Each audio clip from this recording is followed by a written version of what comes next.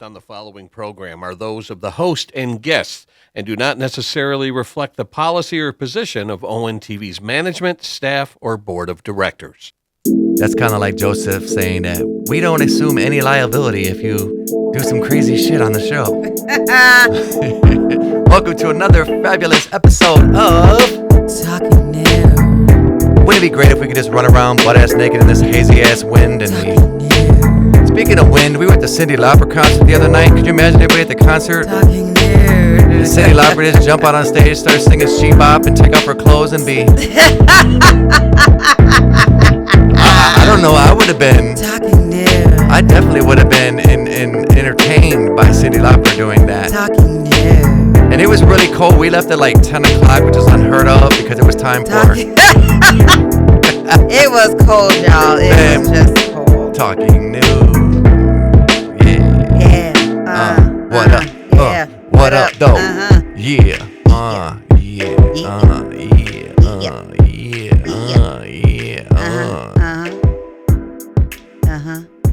Good morning,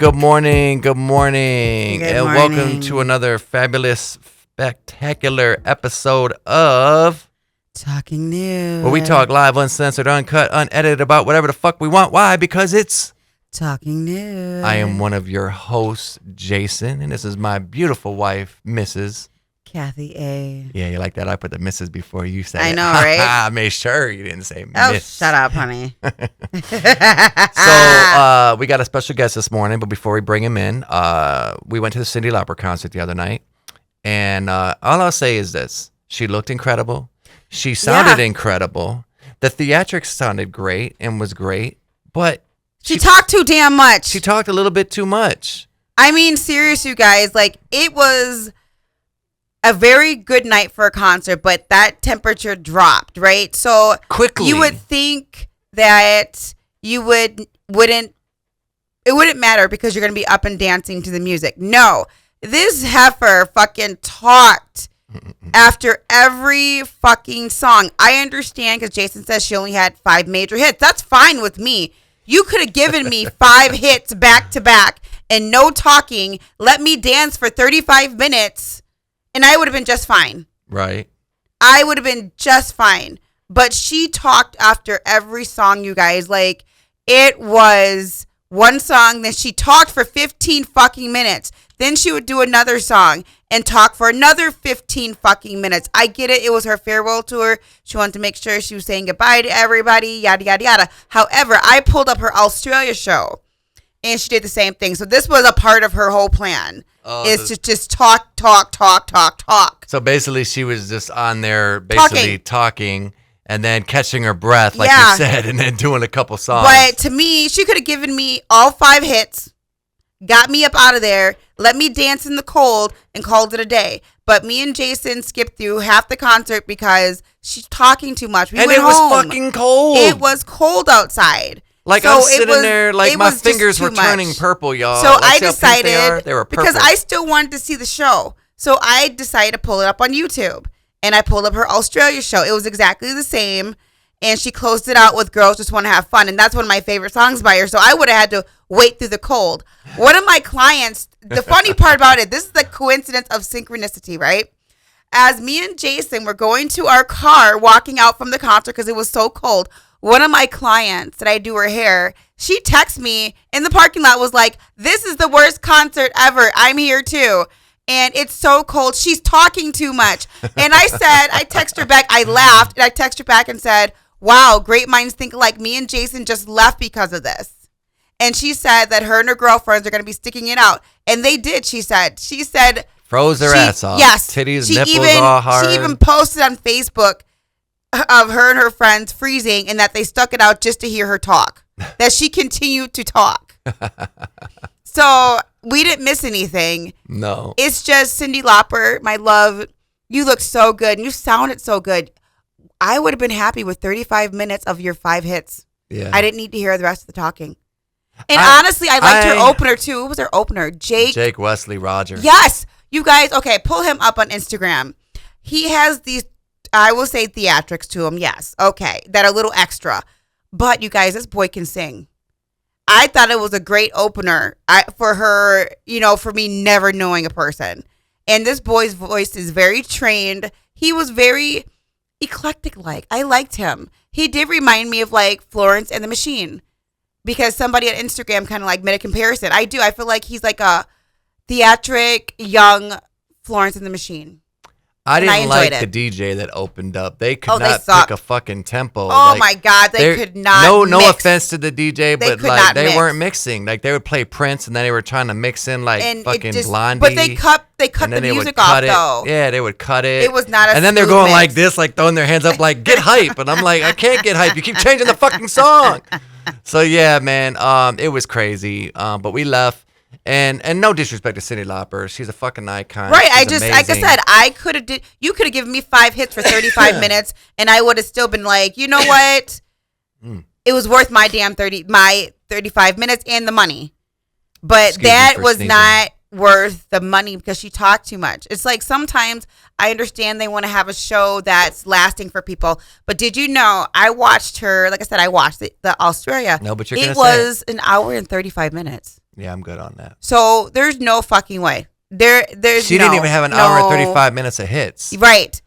You could have given me just a little bit. It's just no. I don't want to hear people talk. But then they said BB King though used to do the same thing. So the moral of the story is, if you go see Cyndi Lauper, which I think this is her last tour, like she's done. Look forward to the talking. Yeah, look forward to the talking, and put on a fucking hoodie because it's gonna be cold. Yeah, and also too, feel fine to take your bathroom break because she's gonna talk that damn long. You can take a bathroom break as long as taking a number 2. That's how long she talks. Like you could take a whole number 2 and take your time, wash your hands, everything, and she still would be talking when you come back. Damn, so that air is really fucking with me, man. The haze, and now the air God. conditioning here is like son of a bitch. But we have a guest in here today, and we're gonna call him in a minute. But we're about to play one of his joints. This is my homeboy, Puppet Master, live on ONTV today. What seems to be the problem? My blood pressure just keeps rising. I need to smoke quick. I don't know what the hell's going on. Let me go find one for you. Look, man, my fucking skin is alright. Give me a goddamn doctor now. What the fuck? I'm a doctor. What's the problem? Can you help me? Could be 100, it could be 3. I'm stuck with the sickness fever 103.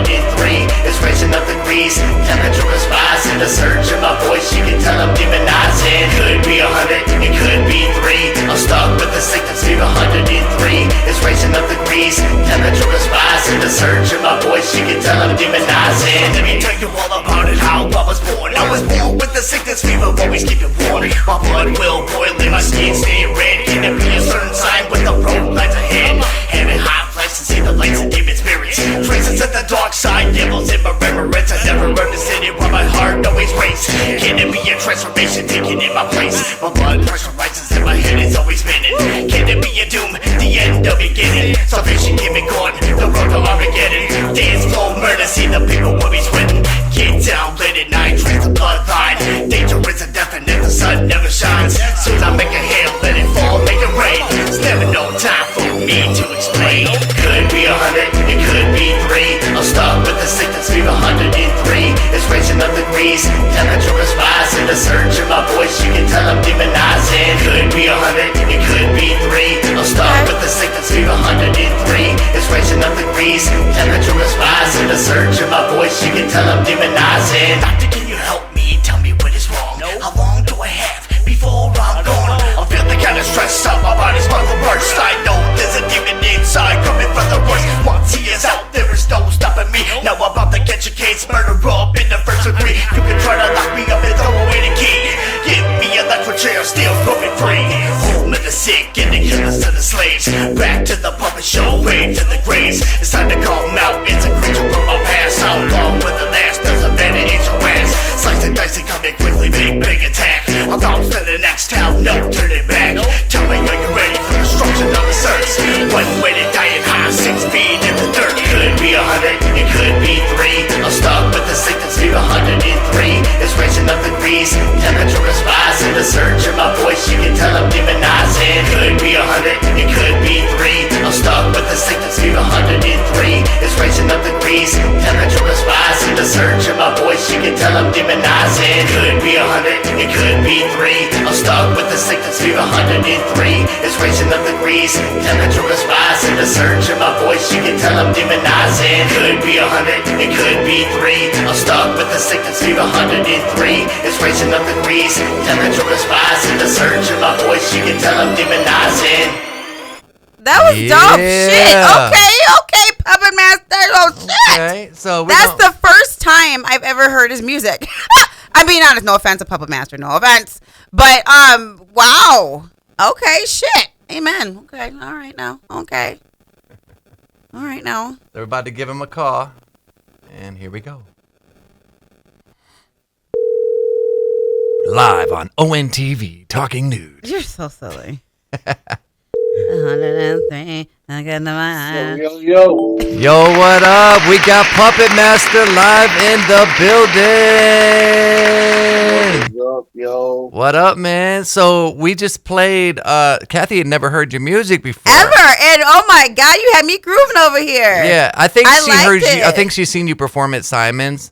And then I was like, she's like, so he's an artist? I'm like, yeah, he's an artist, video director, But I thought promoter. he was just, I thought you were like the video part. I didn't know that you were actually an artist. Yep. And so we played Could Be 100, Could be with three. 103. That was a dope song. That shit was dope. Yes, sir. So, yo, That's 2010, 2012. that Really? shit was dope, bro. That was dope. That shit was like, doom, doom, doom. Right. That was a good beat. Doom, And I like the lyric. I like the chorus. Doom, could be 100. It could be degrees. I loved it. Yeah, that was dope. That was dope. So we just All gonna right. first off, we just All want to right, say all right. thank you so much for taking the time out of your day to be on our show. You're not just an artist; you're a visionary in my eyes. You know what I'm saying? I consider you my friend, my brother. It's just really good to have you on the show today. I've been really looking forward to this. So we're just gonna get right into it. Let's talk about the Yeah. evolution of Puppet Master. What was the first song you ever remember doing in the studio called? Wow. I know I went right there, brother. Ooh. All right, give me a second. I got it right here. I think one of the first songs I ever really did was damn, what the hell's the name of that song? I don't even think I have it anymore. Shit. This is when I just started really writing, probably in 2005 after I picked up a pen in '04. Okay. Uh, Well, that's cool. We'll come back to that question. yeah. How did you It's- get into the music biz? Like, so a lot of artists go through different aliases. What was your first stage name, or was it always Puppet Master? I had Puppet Master ever since high school, man, and what stepped me forth into the music scene was a local underground groups.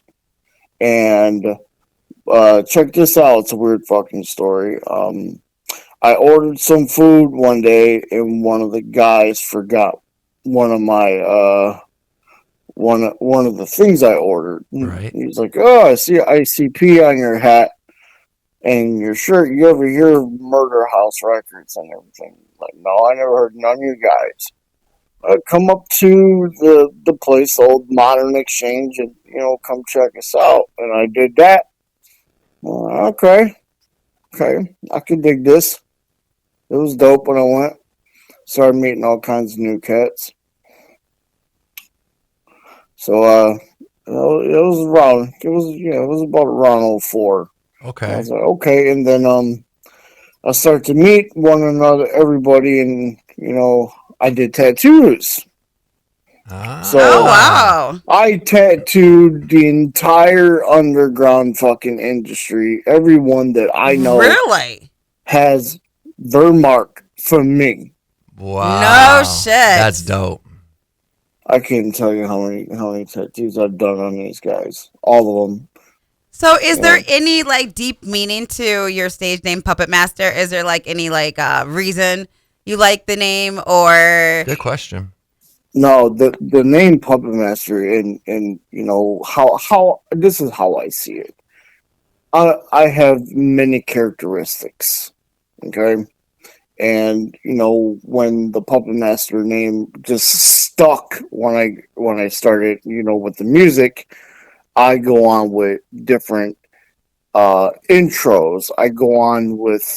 I deliver everything different when I'm popping on a stage. There's always something different about me, a different character, a different look. So you've always had the theatrics in I'm mind when you always got with on the stage. theatrics. Okay. Yes. Always down with the theatrics.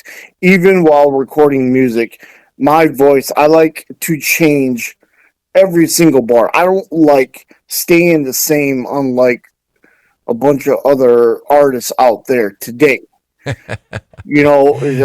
A lot of them you would hear, you would figure that, okay, if I was brought to question, how come you always change your lyrics in your songs?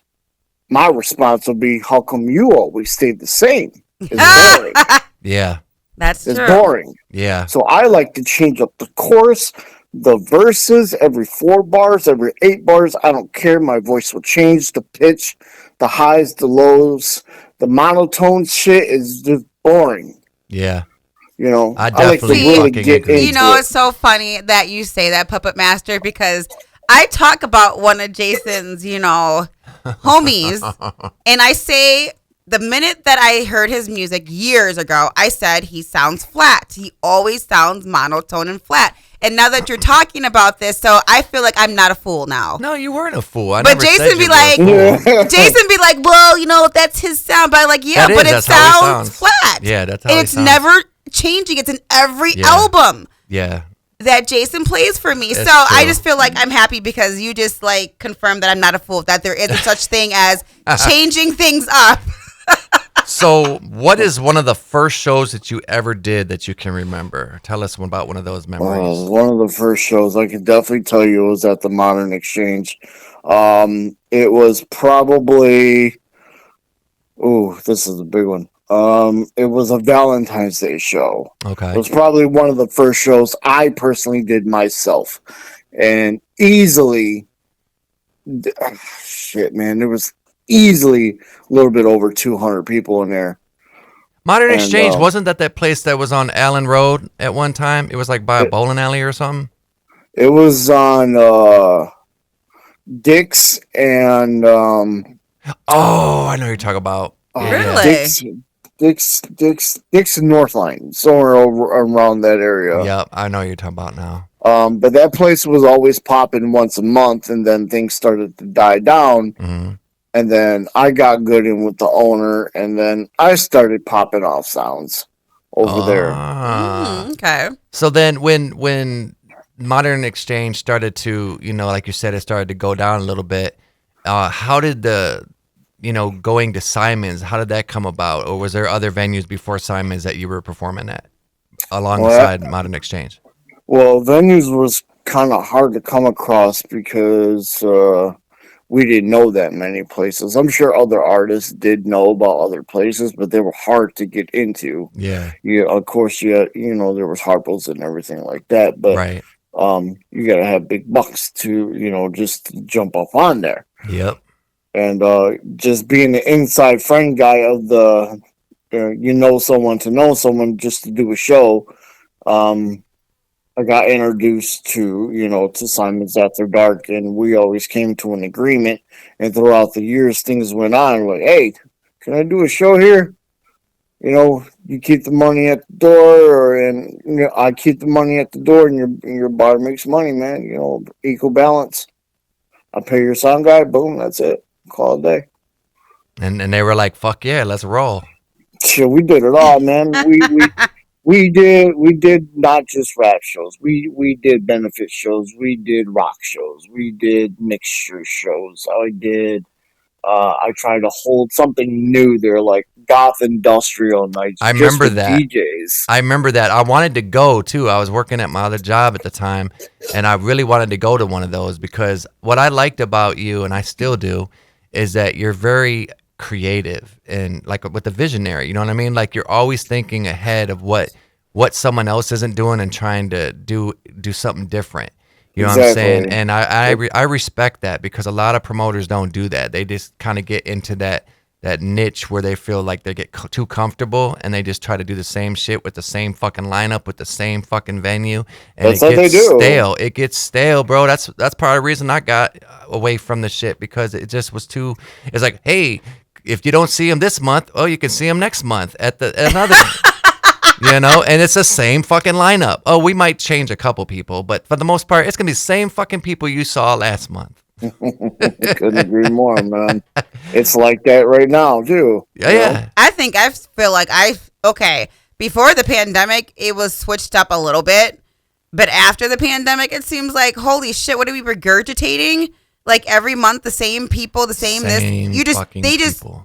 title the show different. Yeah. But it's the same fucking people, like, who are just coming out to see each other over and over and over and over again. Yeah, and you can only have so many people come see you at the same venue or a different venue all the time. Like, you have to switch it up. That's why, like, when I was a part of it, and you know this, bro, like, I was always seeking out new people. Like, Jason still is seeking out new people. Like, I'm going to tell you right the fuck now, bro.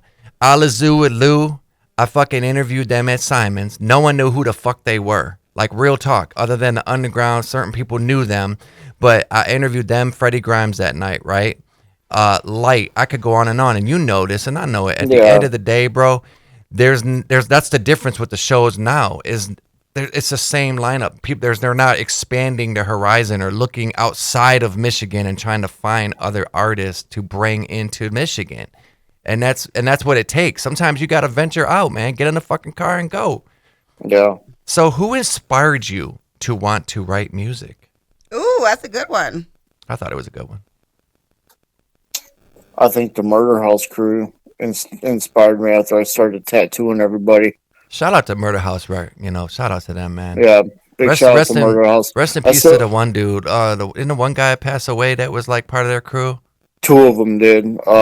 Two of them did? Stitches and Low C. Yeah, the shorter guy, real cool dude. Oh my God, which one was he in the group? The guy that passed away, that was the little shorter guy. Fuck, dude. We're all the same size. But if he was still alive today, he would definitely be on top of the fucking world right now. Yeah. I have his banner right here in my fucking dining room hanging up. That's real, man. See, that's like what I do with my boy Big Will. You know what I'm saying? He was one of the biggest producers in Pontiac and Midwest Beat Mob. And he passed away during COVID. And, man, it's the same thing. Kathy and I do like a memorial for him. We have like a tribute, you know what I'm saying, in my man cave. So here's another one. Why or what do you think about the underground music scene? Why do you think it gets such a bad rap when it comes to mainstream music acceptance? Ooh, that's a good one. Same. It's all the same people, like we discussed. Yeah. The same flyers that I see going around promoting, other than the people I know. I always know somebody or a few people on that flyer. Right. You know, maybe different promoter, and it's sometimes always at the same freaking spot. Yeah. Or, you know, but oh, man, dude, it's a lot. Like we said, man, it's a lot of the same people. There's not a variety. When I ventured into Simon's there for a little bit, there was new cats I was bringing in. You know, I just wanted to hear them out, and they were from Harrison, or they were from a different part of Michigan. You know, like a few hours away. Yep. But I still brought them out and gave them a shot on the spotlight. You know, I wasn't being all shady. I was like, "Go ahead, man. You know, do your thing. Like, you know, let's see what you got." And you know, they end up being dope. You know, and yeah, man, fuck, man. Just fell off for a lot of people, you know? Why do you think that there's a division and separation when it comes to underground music? Like, there's cliques within fucking cliques within fucking cliques. And then you got the juggalos, the old school juggalos, you got the new school juggalos, and you got motherfucking juffalos that have no idea what the fuck. What is juffalos? Juffalo's a fake fucking poser, basically. A motherfucker that don't know shit about the underground or the family or the meaning of family, Like, why do you think there's such a division and separation? I mean, like, think about it. You got M&E, and then you got Psychopathic Records. You know what I'm saying? And there's been this, like, beef for the longest time, but yet they all used to be part of the same crew. And now there's, A like, long this... time. Yeah. And there's, like, this division now with the fans, with the crews. Why do you think that is? Despite with the beef between Psychopathic and MME, and there's not really much I can say about the clowns. But MME, they they pretty much have all their artists besides Ouija Mac, and I don't hear too many underground groups these days besides Shrunken Head, which is Razakel's clique, and shit, man, I don't even know any other cliques out there anymore. Yeah. A lot of them died down. Even I was, part of the big clique. And Murder House, they had a whole bunch of people, with them too. Then everybody just started going their separate ways, slowly but surely. Yeah. Because we were with Verbal Abuse, Icarus's label, and then some years passed, he stepped away, and then I took over, and then I started signing people, and then things just started flowing away. But the biggest group I think right now is MMA, because they have the biggest group, and Juggalos, new Juggalos. Oh man, dude, they just like to clown and always have something to say. Old school Juggalos, like me, for instance. Right. I ain't gonna go around and just start talking smack, to Yeah. someone else's music or page, man. Right. But you try to share something on the page, you go, yo, who the fuck are you? I'm the one doing this shit. And then people just want to laugh or just clown on you for no fucking reason whatsoever. And we're gonna talk about that. What the fuck was that about? You know what I mean? Like, you show love to people equally in the underground, and you put people like Bake Low in position where he's at. Now. You know what I'm saying? You helped mentor a lot of fucking up and coming really artists. You know what I'm saying? lot. Let's talk about that. Where you want to start, man? Wherever you want to go, brother. This is talking nude. You can talk about whatever the fuck you want. A lot of people have stepped into my studio, and every time we did a collab together, it would always sound dope. I'd make sure it sound, freaking dope. Right. And with Big Low, and he was with Verbal Abuse with us there for a while. Then he stepped away and he developed the Grinch music, and there was 4 of us. Then I stepped away because I saw how things were getting too shady, and things how I was seeing and the ideas I was bringing up was just getting ignored. So I just went about my own damn way. So he's got the whole non-grata thing, and Zitro plays a big part on my music career because he produced almost every freaking song I've done, besides the new shit. And a lot of the older shit, me and him did, Who was this that produced, you said? Zitro.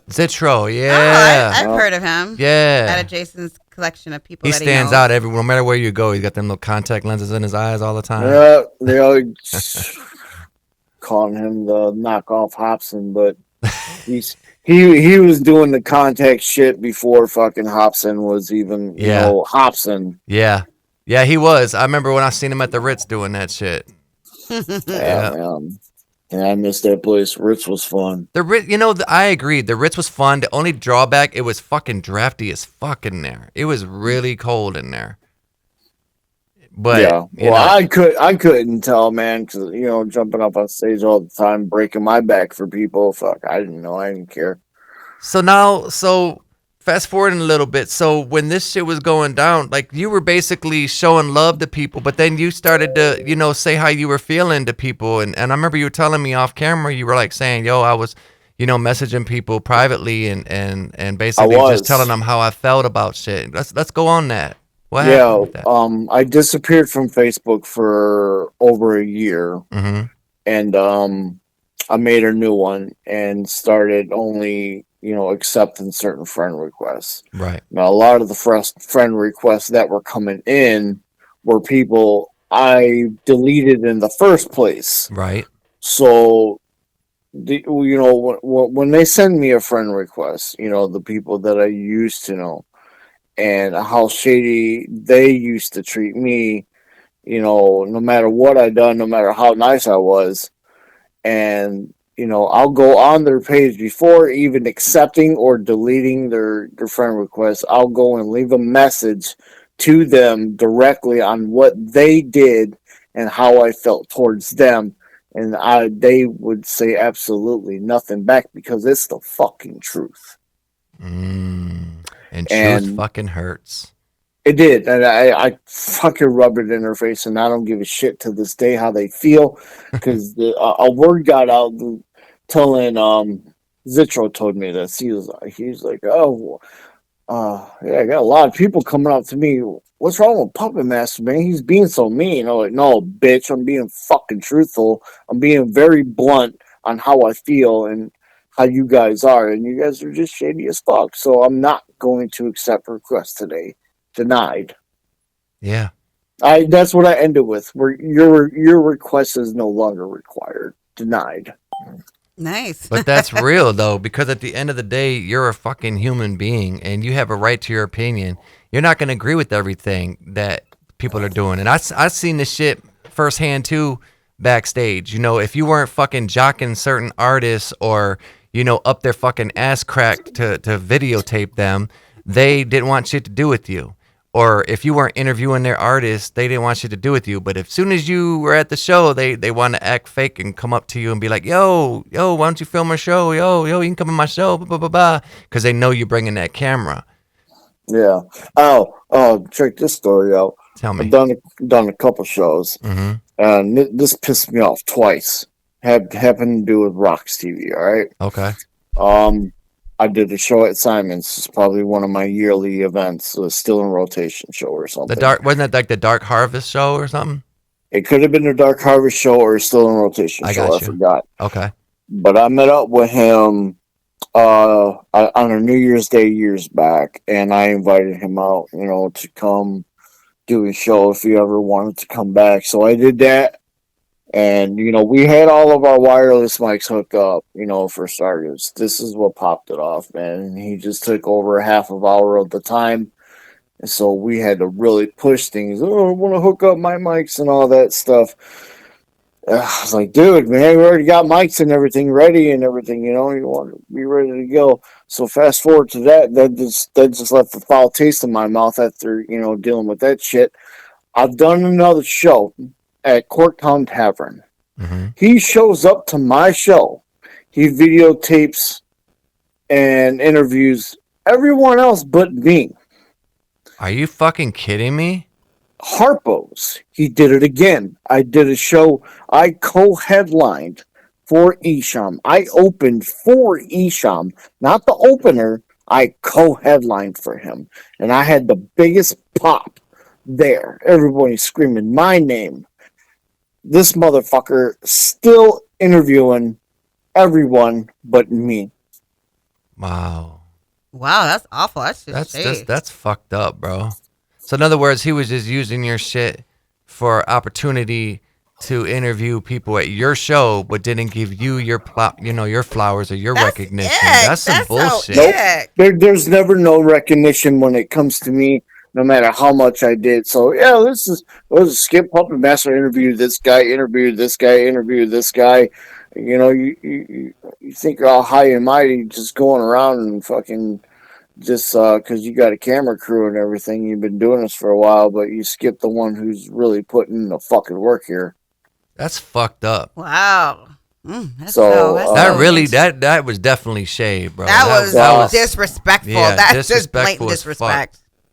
So I don't give a fuck about Bob Rocks. They can all kick rocks for all I give a fuck. But you know the thing that I noticed, bro, and I'm just gonna say it: when one motherfucker disappears, another one comes into place. I know. Oh my then god. They get taken out. So it's like that's all it is. It just seems like there's always somebody waiting for your slot, and they will do every nasty thing to get it, and They then will somebody backstab, else will do dick the same suck, thing do to whatever them they gotta too. do to get that spot. They will backstab, dick suck, whatever they gotta do. Only to get replaced eventually, though. That's the whole point. And they will. And the crazy thing is, here's what's crazy, and you know it, and I know it off camera. People replace you, right? They come in and they think they got what it takes to get in this shit. Not everyone can do what the fuck we do, bro. There's No. followers and there's leaders. I'll leave it at that. I won't even say motherfucking names, but you know what the fuck I'm talking about. There's followers and there's motherfucking leaders. You know, it's like chess. What role are you playing? You know, are you a pawn or are you a fucking bishop or are you a king? And that's the thing. There's followers and leaders. So switching it up a little bit. What is? Oh, my bad. Go ahead, babe. Go ahead. My bad. What does your creative process look like when you're coming up with like a new song? That's one of my questions. Wah, wah. Creative process. If I'm listening to a good beat, it's very easy for me to pick a topic. If it has a bang, with a club bang and twist, man, then I already got something for it. So I could write a song every day. That's what I was doing. I came out with 15 albums, within the past 20 years. Wow. Wow. 15. Holy moly. That deserves a fucking applause. Yeah. And some of them will not see the light of day. Probably the first 3 that I done because of the quality Yeah. and how I used to flow with the whole monotone. I didn't, I had to pick up the change in my voice and everything along the way. But everything's being re-released. Most of them. We got the album "The Dark Art" that I did back in 2019 before COVID stopped every freaking thing. You're right. So I pretty much remastered every album that's been coming out so far. So that's coming out on my birthday on August 13th. Nice. But yeah, if it has a good rhythm, good beat, I can very easily come up with a concept. Nice. For us being movie fans, it's very easy to write. Right. And that brings me to my next question. What horror movie is like your inspiration, your favorite horror movie of all time that really helps you when you write? Well, I can't say it actually helps me write, but my favorite all-time classic would be the original OG 1978 Halloween, dude. Yeah, fuck yeah, bro. Or you got some Jaws from 77. But you know the what? old stuff. I love the original Jaws. I hated the fucking Jaws 3D. That shit was terrible. It was dumb. They should have stopped after 2. Really, after 1. The second one was decent, but that third one was like they had a fucking animatronic Jaws. Like it was so, because they didn't have CGI. Was real cheesy. Yeah, it was cheesy as fuck. It looked like the Orlando fucking thing that they did, the Universal Studios. But now with the reboots, we got to talk about it, okay? The original Halloween, loved it, right? But when they did all the fucking reboots, here's the thing, okay? Halloween Resurrection. Let's talk about it. Let's dissect it. Busta Rhymes, okay? Fucking fighting Michael Myers, doing martial arts. Like, what the fuck? You know what I mean? Like, who the fuck wrote that shit? It's just something that never actually got done. Let's give him a martial arts scene where he gets roundhouse fucking Jean-Claude Van Damme in the face. Right. Like, what the fuck? Like, yes. And then they did the 2018 reboot, right, with Jamie Lee Curtis. And this is just my thoughts, and Kathy and I have speculated about this as well. I think it was in her contract. She didn't want to die, and she wasn't going to die. The only way she was going to come back to the franchise is if they said, okay, we won't kill you off. We'll let you live. So that's why they wrote that backstory about the PTSD and her being a survivor of all the trauma, blah, blah, blah, blah, blah. But Halloween Kills was decent. I liked it. Halloween reboot was decent. I liked it. Fucking Halloween Ends. They need to call it Hollywood Ends Halloween. That shit was trash. That was trash, man. You got to figure back when Halloween Kills, they had a lynch mob of people. If you remember that scene, they had him outside, beating the shit out of him. Yeah, that should have been the climax. Yeah, not the kitchen fight in Halloween Kills. Bro, that or was weak. Halloween Ends with Curtis, and Yeah. it was whack as fuck. And they built it up. really Like when you was. watch the trailer, they made it seem like it was going to be a real fucking showdown. And it wasn't a showdown because her fucking granddaughter saved her life and shit. Because Michael was about to fucking butcher her in the kitchen. I remember that shit. That bitch was about to be out of there, like cashing her senior citizen check. She was about to be gone. And the granddaughter came along and out of nowhere and saved her. And I'm like, what the fuck? So then in the end, so here's the thing in the movie, and I know you remember this, right? Because I watched it more than a couple times, right? And I watched it, try to dissect it and analyze shit. There was two key pivotal moments in that movie that they could have just fucking ended the movie and it would have been a what the fuck moment, but the fans would have fucking busted a nut in the theater. They would have loved it. The first one, okay, when they're in the office and she's sitting there thinking about killing herself and she's got the gun and she's sitting there and the music cues up, right? And then Corey or Cody or whatever this fucking bitch ass name was behind the door, right? Here's the thing. She grabs the gun, the camera goes to pan away, and you hear the bang and blood drips on the floor, and that's the end of the fucking movie. That would have been scenario number one. But scenario number two, at the end when they did the lynch mob to make it look like Frankenstein shit, they had him strapped to the fucking car and the hood and all this bullshit. And they fucking threw him in the wood chipper, right? At the last minute, he could have grabbed her fucking leg and pulled that bitch down there with him. Pulled Lori down with him. Like, if I'm going, you're going too, bitch. That would have been, and again, I would have busted a nut in the fucking theater, bro. Like, no disrespect to Paul Rubens, but I would have been, motherfucker, I'd have been, yeah. That would have done it for me. That would have been the rest of my day. Like, I'd have been fucking ecstatic, bro. That would have been sweet, man. Because when they did the movie, and I'm sure you can agree with this, bro, that kid was annoying in the beginning of the movie. I couldn't wait till that fucker got killed when he was fucking. I don't know why I don't even know why or what dumbass, bright ass idea to even write the script. Yes. It was so fucking stupid. How did he get bullied by high school kids in one scene and thrown over a bridge the next? And then he fought Michael Myers, took his fucking mask, and stabbed him. Yeah. That was dumb. That was so dumb. So give me your top 5 favorite horror movies. We got to go with Hellraiser for one. Ooh, fucking. Got to go with Hellraiser for one because he is the top-notch ultimate Clive killer. fucking Barker. Yes, sir. He's the ultimate killer. And the OG Halloween. Okay. The Nightmare Man. Pizza Face. Freddy Krueger. Yeah. I like slashers. Oh shit! You said top 5. Yep, you got 3 so far. I'm good with the fucking Conjuring. Okay. Love the Conjuring. I'm gonna see that new one. We should all go see the new one, bro. That's gonna be the shit. That one looks like I seen the trailer yesterday. It looks like there's a bunch of them put together. Yep. They brought up the Annabelle doll. Yep. They brought up the Nun. Amityville. Yep. The Nun. Yep. Yeah. Big fan of the Conjuring universe, man. Oh yeah. One more. Let me think. So goddamn many. Ooh. Oh. It's hard to pick. I'm horror movie fucking crazy, man. Did I say Jason? Nope, you didn't say Jason. Okay.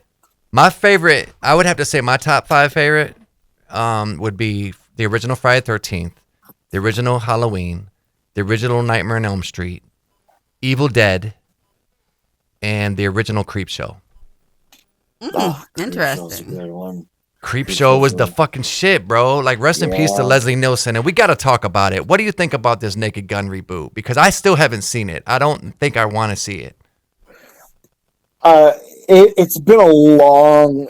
Dude, yeah, I didn't think they would ever... The first time I saw the trailer was a few weeks ago. Right. And I'm like, what the hell is this? What was your thoughts? Be honest. What was your thoughts when you saw it?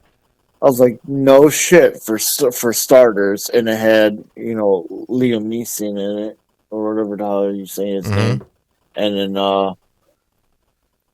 then they showed the past fathers of the actors, that are in there, and they showed the black guy with O.J. Simpson, and he's just looking down Right. because remember O.J. was up in Yeah. there, Yep. and I can't give too much on it because I only seen that one trailer, but the Naked Gun 1 and 2.5 were funny as shit. Fuck yeah, bro. Oh my god, it was Classics. funny as shit. And I know Liam Neeson from his movies are phenomenal, and Right. they're more serious out of Yes. everything I saw from Yes. Taken Yes. to Cold Pursuit to Yes. Nonstop. Yes. Um, Run all He's a night. motherfucker you Yes. just don't want to fuck with, like almost like a John Wick. Yes. Exactly. And but this one being in a comedy written by Seth MacFarlane, Yep. it should be good. I like Seth MacFarlane's work. Did you see that 1001's Way to Die in the West, though? I can't tell you how many times I saw that. You liked it? I did. Man. I'm gonna have to watch it again. I tried to watch it a couple times. So here's my take on it, right? So I don't know if you knew this, but David Zucker that wrote Airplane, he wrote I think he also helped write Police Academy, the first Police Academy movie. He did those are good the ones. Kentucky Fried movie, all that shit. It was Jim Zucker or David Zucker, Jim Abrams, and there was another dude. And basically he pitched it to Paramount that he wanted to do a Naked Gun 4, like a James Bond kind of Jason Bourne kind of international spy thriller spoof, right? And he was going to have Frank Drebin's son be like 30. But Well, shit. here's the thing. The only thing that I didn't like is, okay, I didn't really like 1,000 Ways to Die in the West. I like Seth MacFarlane, but I didn't think that was a good movie. I love Ted. Love Family Guy. You know what I'm saying? Shit's hilarious. Ted 2 wasn't the greatest, but Ted 1 was a classic. Even the fucking show on Peacock is really good. But Yes, it was. But I'm sitting here watching the trailer for it, and I'm like, okay, Paramount said, well, no, we're not going to go with this idea, right? And then next thing you know, they fucking get Seth MacFarlane to direct it, kick David Zucker to the fucking curb, and bring Liam Neeson in, which it's already been done. You got an old guy playing the cop, and now you got the old guy playing the cop again. So I feel like what you said, he did dramatic, thematic elements. It's going to be, it might be good, but he's playing against type because he doesn't usually do comedy.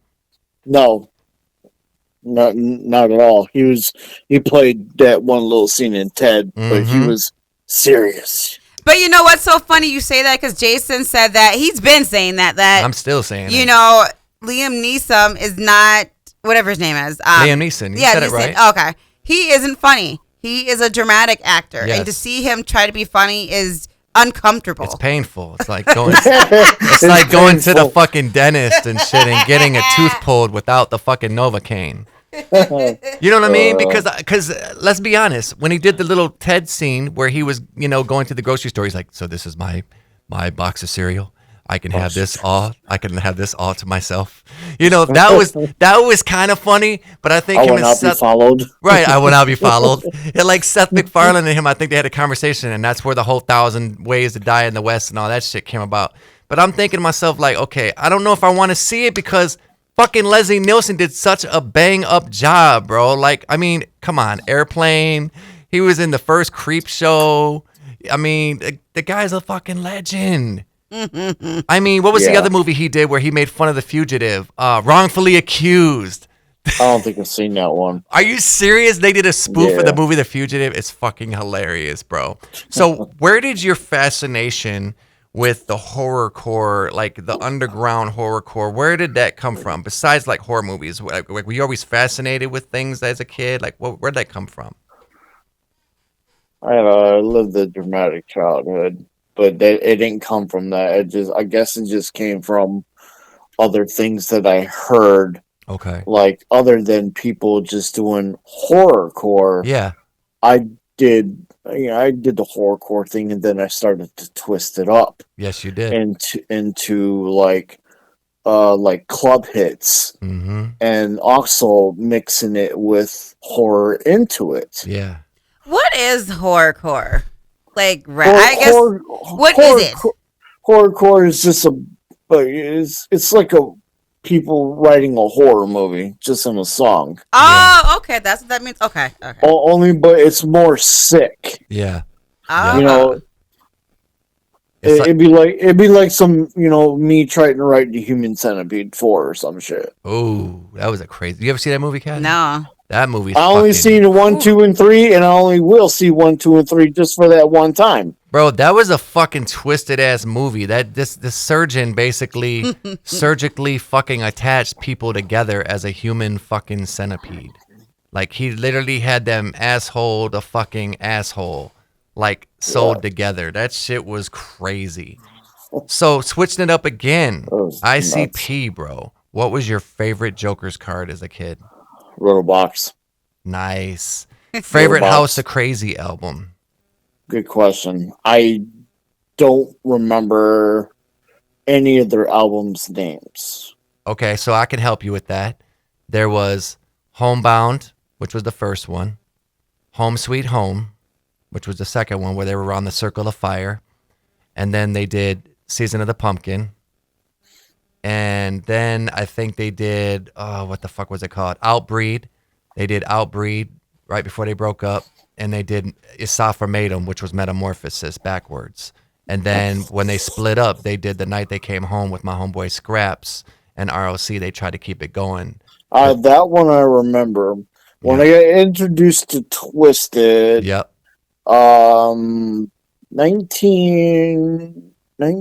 1994, Yep. 95. Yeah.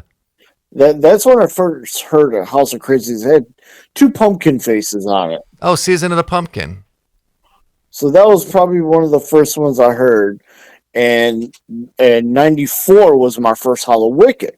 Really? And that was at the Majestic. You went That to the was ring. on- That was the Ringmaster show, right? I think so. Yeah. I wasn't too sure what the hell, but the whole thing started with me listening to ICP. I got in a fight with the Paperboy on my street.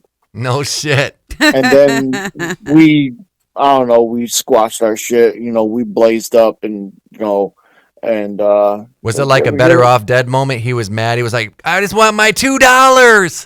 $2. You remember that shit? I chased his ass down. He was doing something to a chick, and I intervened. Oh, myself. gotcha.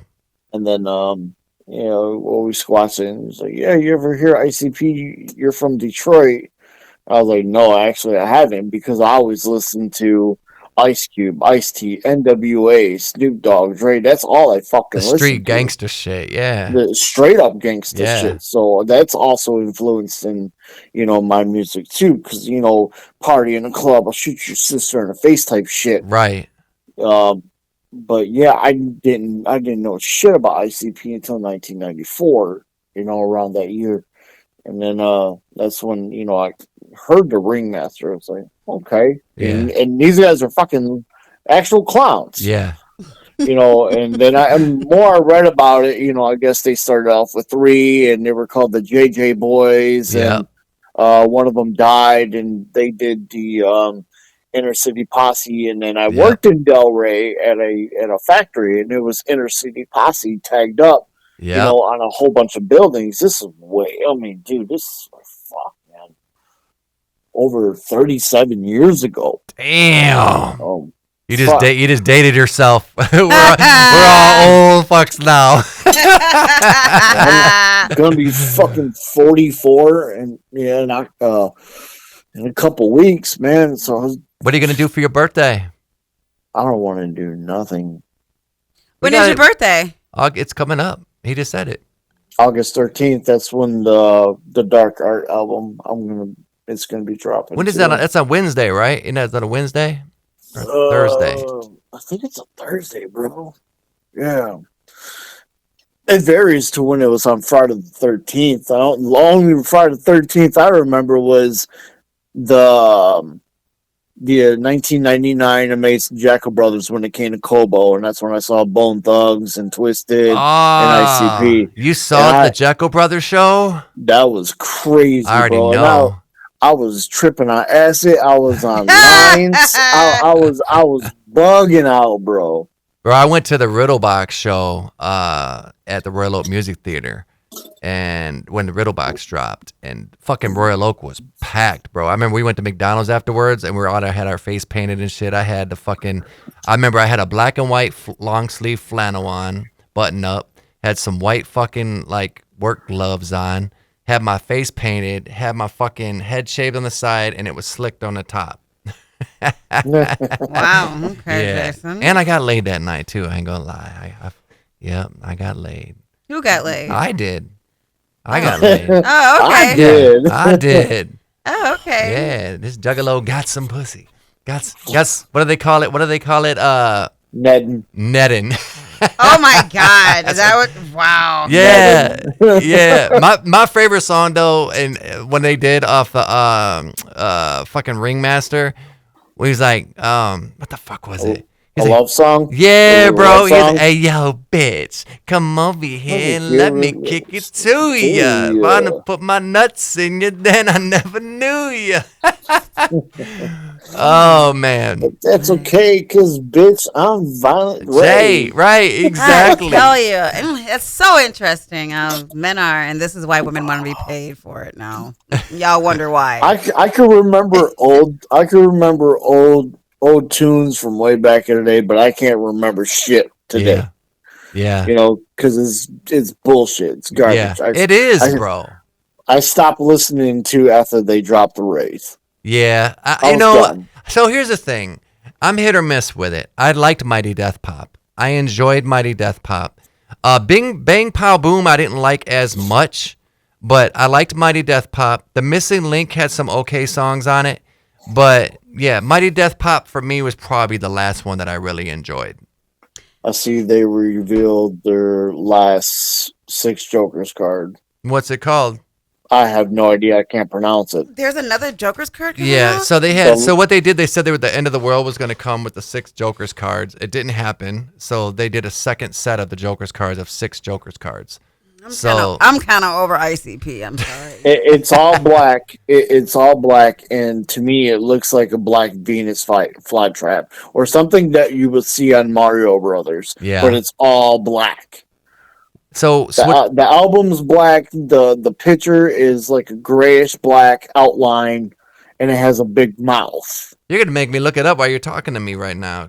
Let me Go see. go here. for it. It looks weird, bro. I mean, every New design ICP. they made for the second deck of the Joker's card, I think they're tacky as shit.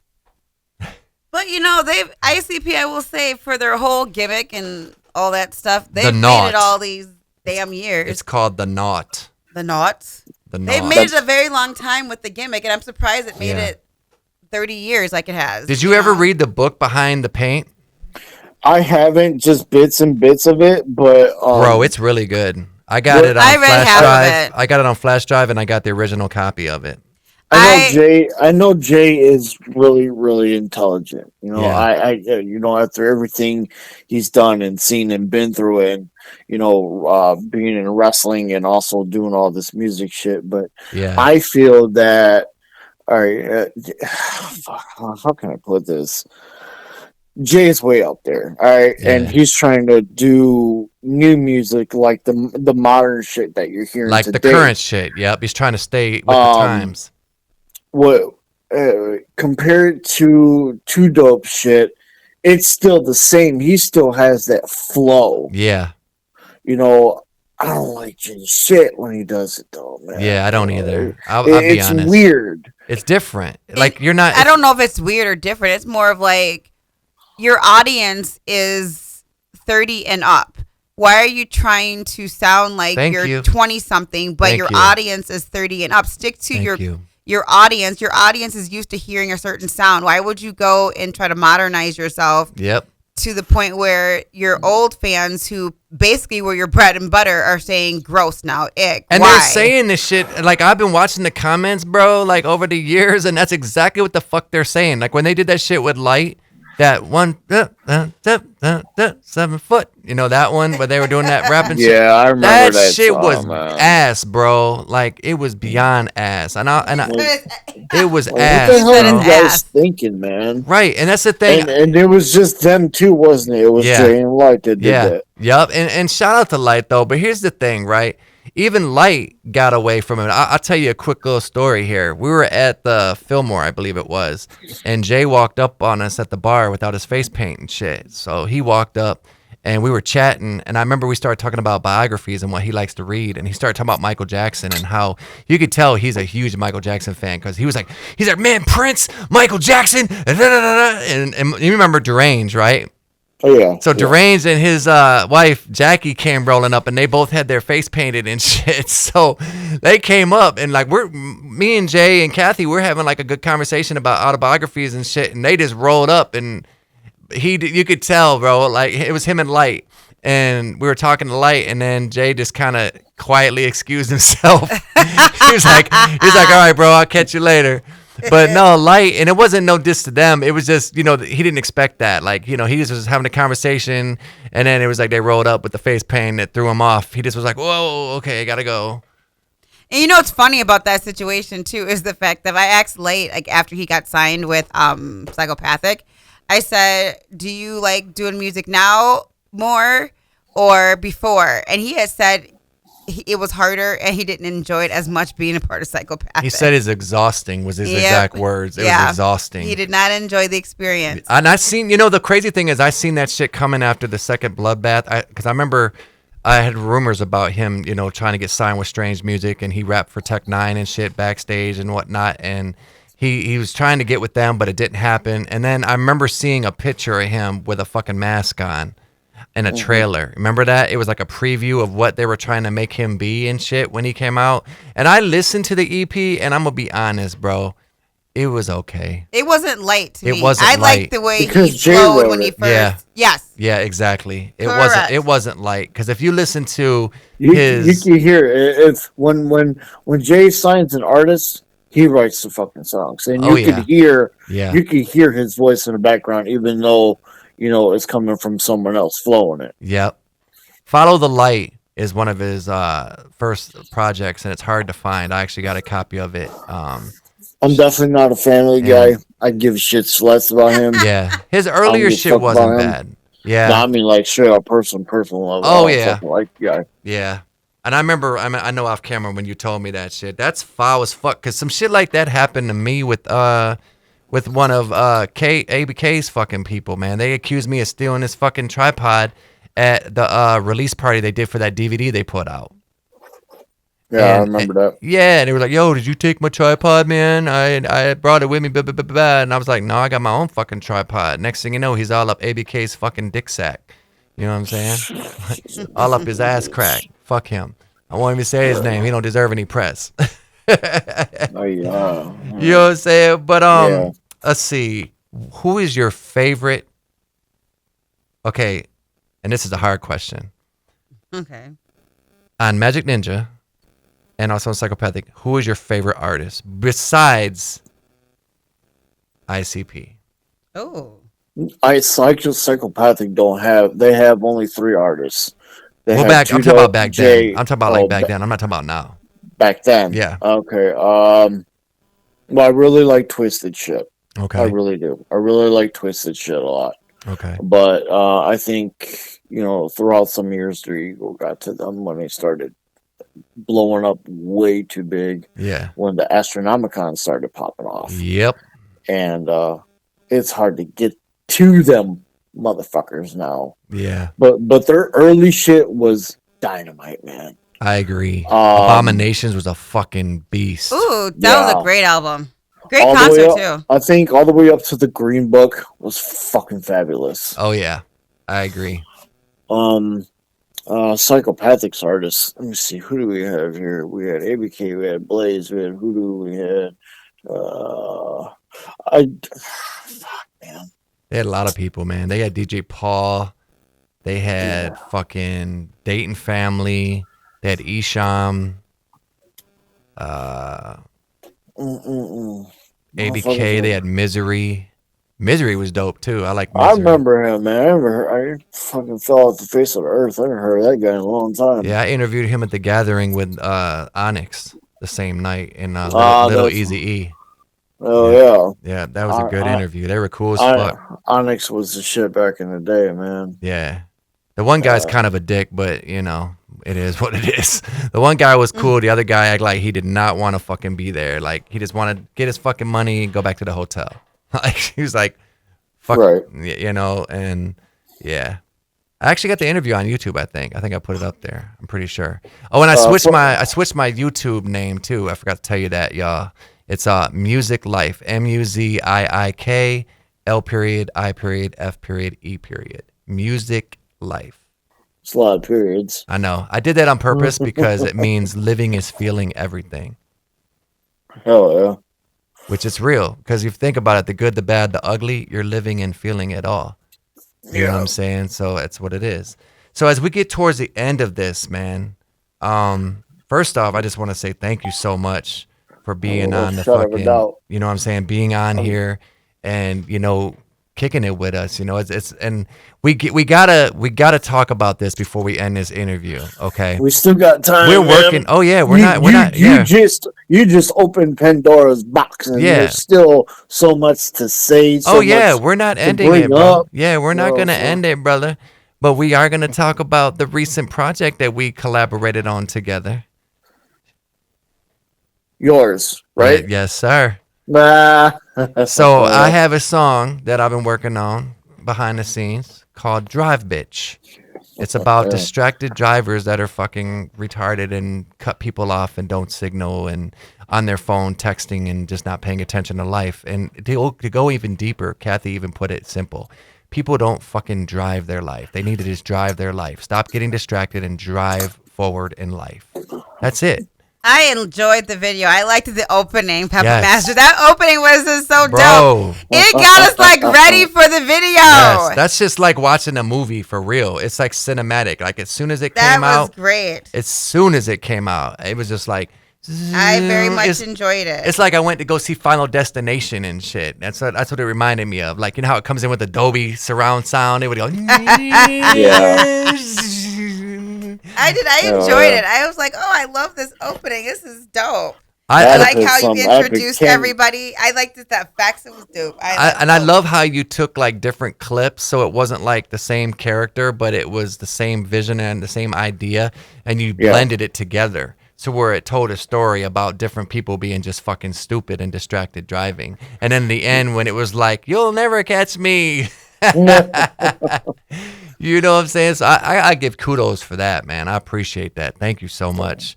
And yeah, man. That was a unique project to do, man. That shit was pretty funny. And then, when you brought that up, man, and you know, see all these accidents, it ain't because of drunk drivers no more. It's because of stupid ass people on the goddamn phones. They're dumb, bro. They are fucking dumb. Like if they could surgically put a phone to their fucking head, even though it would cause cancer like a motherfucker, they would do it. That's how fucking retarded people are, bro. They would literally have that shit at their fucking brain on the side of their head. Like I'm surprised no one's tried doing that. Like duct tape the shit to their fucking face. For real, no doubt. It's horrible. There is literally no doubt, without a shadow of a doubt that all these accidents are caused by cell phone drivers, and I don't hear shit about drunk drivers anymore. It's all the fucking cell phones. You don't, bro. And that's the thing. Like, there's been a lot of truck accidents. There was a car that got literally split in half the other day. That wasn't even part of the car chase, but they got crashed into by someone who was trying to outrun the cops. People be on their phone just distracted, bro.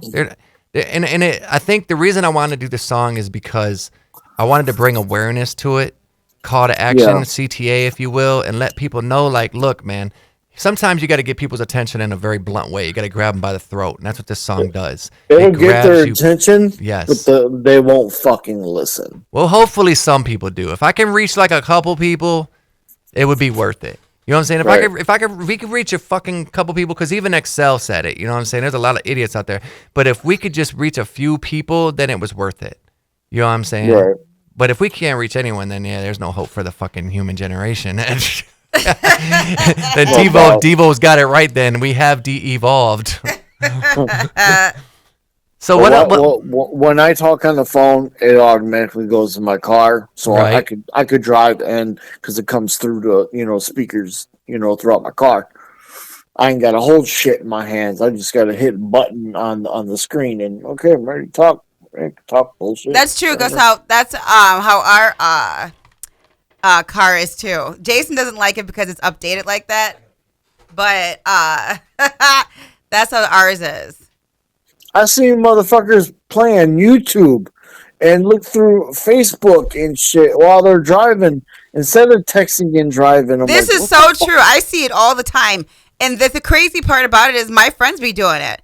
Because Oh my honestly, god. my friends will text me and send me crap at the same time knowing that they're driving. And it's just like, how do people do that? I'm too much of a focused driver. I drive like an old granny. So for me, I can't text and drive. Even when Jason tries to do that with me, I'll say to him, I'll text you when I get home. I'm driving, you know? Right. Because I'm like, I can't be that distracted while driving. I feel like even sometimes music can distract me.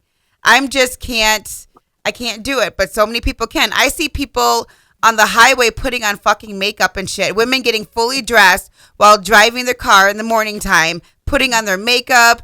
One lady was literally changing her outfit. Sounds like The Hangover. It is just like, to me, I'm like, how can you do that while driving? I don't get it. I don't understand it. It's the most weirdest shit ever. I will tell you, you know. But I do have a question though, for you. When it comes down to your artistry, what do you think is your artistic style? How could you describe it? I got so many. Oof, I'm like jack of all trades. Define artistry, man. I'm like music wise, fucking I can paint, I can fucking draw, I can fucking put a house to fucking together, play with electricity, fucking. Really? So you're just like you said, a jack of all trades. Were you always like this as a kid too? I started to build up and just learning different shit from people that I work with, the demo houses and rebuild them. And, I'm in my fourth house.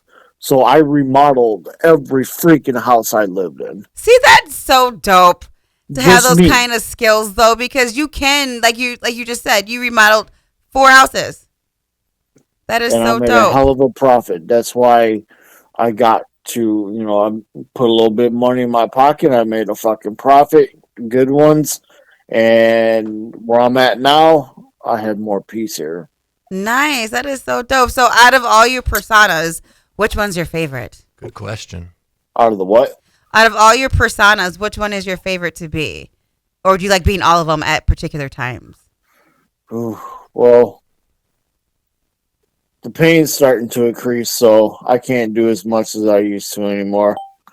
Uh, damn, man. I'm just taking it easy, but I always have the ability to write anything. That's cool. That's Um, awesome. Wait till you guys hear the R&B album, man. That shit's gonna really twist some heads. Oh, Like, what the really? fuck? It has nothing to do with horror, nothing to do with swearing. It's all love shit. Really? Okay. Auto You tune. totally got my attention. Got the It's pussy got wet. Totally got my how, attention. how many songs does this have? It has 1, 2, 3, 4, 5, 6, 7. That's 7 songs, and that's all I did. And I did it back in 2010, and really skeptical about releasing it back then. But now with the whole Spotify, and you can stream almost anything and everything to anywhere, so it's definitely going to be coming out. Just matter of time. And the name of that is called Intimate Melodies. I like the title. I like the title. I gotta Wow. talk to you. I gotta talk to you off camera too about where and when I'm gonna be releasing my shit. Cause I'm still trying to figure out, am I gonna put it on DistroKid, put it on Spotify, SoundCloud, or is it TuneCore? I have no fucking clue where to put the shit. Since you're doing an R&B album, do you think you'll ever do something like crazy like country? Ooh, good question. In one song that I did in the I think it was in the Big Bang Theory. There was a song called Silly Games. The third verse was a country, like for the first 4 to 8 bars, it was a country theme. I was singing, dancing, Okay. doing the whole changing the voice to a redneck style with acoustic guitar and everything. So I did touch it a little bit, but for me, I am not a country fan at all. I'm not. I like the older it- country, but I don't like the newer shit too much. I like the old and the new. It's too poppy for me for the new I shit. can't do it. It's all the same shit. Everybody's got a white picket fence, big beards, and fat bellies, and talking But at about least- the dogs and loves and relationships. But I'll say that back in the day, though, it was interesting because Willie Nelson would come out and be like, "My dog just died." I mean, that's Willie Nelson. It's Willie Nelson's song on a whole nother level. Yeah, but, Willie Nelson, Johnny Carson, Johnny fucking Cash. I said Johnny Carson. Carson. You can imagine Johnny Carson trying to play some fucking. I could get down with some Johnny Cash because Yeah. his shit was. And he was real, dope, bro. too. He was raw. He was like, I shot a man in Reno just to watch him die. Nah, yeah. And I mean, fucking Trent Reznor, right? Nine Inch Nails redid "Hurt" on the Downward Spiral album. No shit, I haven't heard it. Are you serious? The I don't think so. the 1990s Nine Inch Nails that had fucking Closer on it. I want to fuck you like an animal. Oh yeah. yeah. So you Well, said they redid it. Yeah, at the end he did "Hurt." He's like, "You can have it all, my empire of dirt." You know, and Trent Reznor has Okay. that just. You've heard it, bro. I swear you've heard it. I know. Probably did. I like If a lot of heard it, Marilyn then- Manson too, though. I do. I like a lot of his older shit. Yeah, I like his older shit too. What's some of your favorite Marilyn Mansons? Mechanical Animals was a really good one that Yeah. I like. That one had Beautiful People on it, didn't it? I think it did. Yes. And Marilyn Manson, Korn, Ozzy, of course. Oh yeah. Recipes. Rest in peace. We gotta talk about them. And death in threes Oh, lately. We man. have fucking Malcolm Jamal Warner died, Hulk fucking Hogan, and then Ozzy. Ozzy and Hulk, man. I didn't know the other guy. I just known him from a TV show. Yeah. You know, the Jeffersons. Yeah. I Nope. think Cosby some- Show. Cosby I Show. think Cosby Show. Yeah, I think Cosby Show. someone else died too, man. But I don't remember who. My daughter. Lonnie told me Anderson about it. from WKRP in Cincinnati just died. Okay. Yeah. It's But crazy though. Hogan man. and Ozzy were the icons of the fucking world. They that were everyone they knew. were 80s, synonymous with the 80s, bro. Like when you think of Cyndi Lauper and you think of Madonna, you think of Prince, you think of Michael Jackson, you think of Ozzy, you think of yep. Hulk Hogan, you think of Sergeant Slaughter, you think of Andre the Giant, fucking Jake the Snake Roberts. You know what I mean? Oh yeah, I forgot about Jake. Macho Man, Randy Savage, step into a Slim Jim. Oh my God, never do that again. Never do that again, Jason. Now that caught me by surprise. I love Macho Man Randy Savage. I ain't gonna fucking lie, bro. I had a crush on Elizabeth. Rest in peace to Elizabeth. She was a little cutie. She was the only cutie in there back then, and Yeah. then there was Scary Sherry. Scary. And then your Junkyard Dog. You had British Bull. What was it? British. What the fuck was it? There's Junkyard Dog, British. Junkyard Dog, British Bulldog. British Bulldog. Yep, the British Bulldog. Randy or Ricky the Dragon Steamboat. Yep. Fucking Captain Lou Albino. Rest in peace. A lot of them. Lost a lot of wrestlers. Man, we lost a lot, man. Hulk Hogan was a big fucking deal. Yeah. I saw. Remember what was the recent. VH1 show they had? Wasn't it the Hogan family or something? And it had like his daughter Brooke. She started like being a model and shit. Yeah, she's making music now. too. I could see that. I could totally see that. I think she's been doing music for a while. Did you ever go to an Ozzy show? Never. Really? To be honest, I never got to see any of my favorite metal artists live. Damn. None of them. Manson to Korn to Zombie. We I saw got to see Manson. none of them. We went to the American Evil tour. I think it was Access to Evil tour, and it was Rob Zombie and Marilyn Manson at Pine Knob. And we seen System of a Down. They only played 2 shows. They played California and they played Michigan. And as soon as I seen the tickets for fucking Pine Knob, I'm like, look, I don't give a fuck. We're going. This is gonna be a great show, bro. It was sold out. There were people literally coming from all over the United States to come to this show. And I guarantee there's probably people coming from other countries to come there too. Oh yeah, they do that. Yeah. Oh yeah. Yeah, it was a phenomenal night, bro. They need to just drop another album and just fucking say, you know what? We both make our fucking equal money and royalties and publishing points, and let's just fucking make a fucking banger ass album. Hell yeah. Let's open the Pandora's box, man. Let's talk about some shit, because motherfuckers been hating on you, bro. They're talking mad shit. There's a lot of bad shit. Like, let's just air it out, man. Let's air the fucking laundry out. Let's go. Oh man, I wish I knew more than you did, man, or anybody. It's quiet, but I know there's a lot of hate on there on me, and I don't know why. I wish I did. I asked the question a couple times to a couple people, and they either know and don't tell me, because I'm intimidating, in person. So people don't approach me or they don't say anything. So if it's hate, it's real quiet hate, man, because they will not approach me with anything. And if they try, fucking go ahead, try to hurt my fucking feelings, dude, because it won't work. Why do you think? I mean, where do you think it's coming from? Like, you know what I'm saying? You fucking mentored a lot of people. Like, let's just be real. You mentored a lot of people. You put motherfuckers on. You signed fucking people to your label. Where the fuck is the hate coming from? I don't get that. What motivation would they have to do that? You know what I'm saying? I think in the direction that a lot of artists that I used to know took their directions, and their ego got the best of them, so they just brushed it off and showed me no acknowledgement. So this basically acted like they did it all without any help with anybody at all.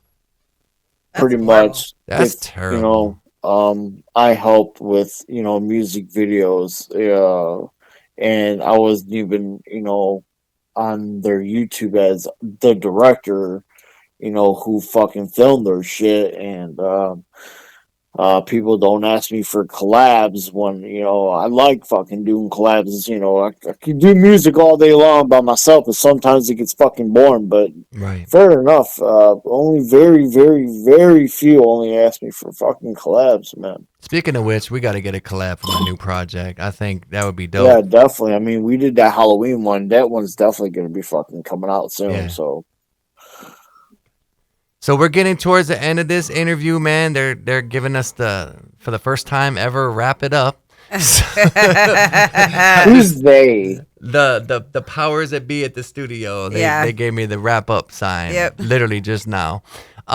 So we're gonna have to bring you back, man. You down to come back for a part 2? I'm down for a part 2, part 3, fucking 4 and everything else. But let's give we gotta give you your flowers, man. Thank you so much.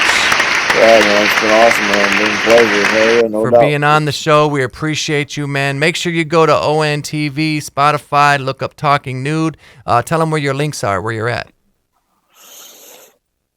I could be found anywhere. Puppet Master 313, YouTube, TikTok, Spotify, Facebook.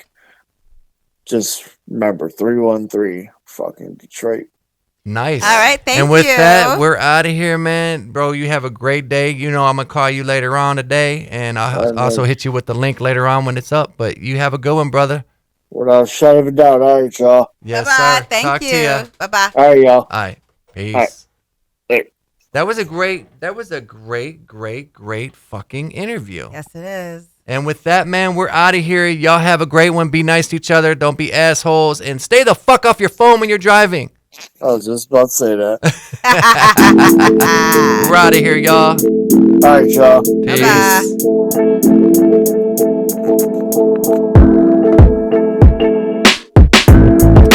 Talking Nude. Yeah, that was a great episode, man. We had fucking Puppet Master on there. Talking Nude. Raw, uncut, unfiltered, unedited, talking about Everything.